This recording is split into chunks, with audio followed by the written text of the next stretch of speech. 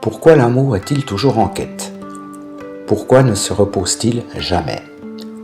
Dans le banquet, Platon raconte un mythe, celui de la naissance d'Eros. Ce soir-là, les dieux célèbrent une grande fête. C'est la naissance d'Aphrodite, la déesse de la beauté. Pauvreté n'a ni maison, ni nom, ni père illustre. Elle erre toujours, nue, affamée, en marge du monde des dieux.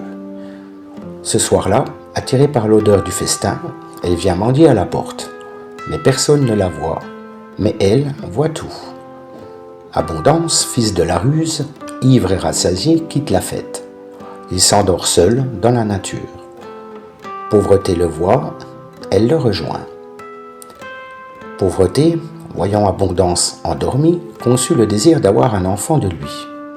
Elle s'unit à lui, non par amour, mais par nécessité, afin d'échapper à sa condition. Puis chacun repart à son sort. Abondance retourne à la fête, et Pauvreté à son errance. De cette union naît Eros. Ni Dieu, ni homme, simplement fils de pauvreté et d'abondance. Sans pauvreté, Eros n'existerait pas, car l'amour naît du manque et non de la plénitude.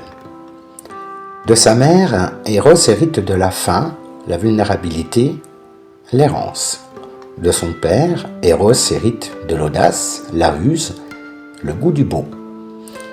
Mais il n'a ni maison, ni chaussures, ni lit. Mais il guette, il espère, il cherche, car il sait le beau existe et avec lui le bien. Ce mythe que nous transmet Platon dans le banquet, c'est Diodyme, une femme sage, qui le raconte à Socrate. Il explique pourquoi l'amour n'est pas possession, mais chemin. Pourquoi il commence par un corps et mène à l'idée du beau.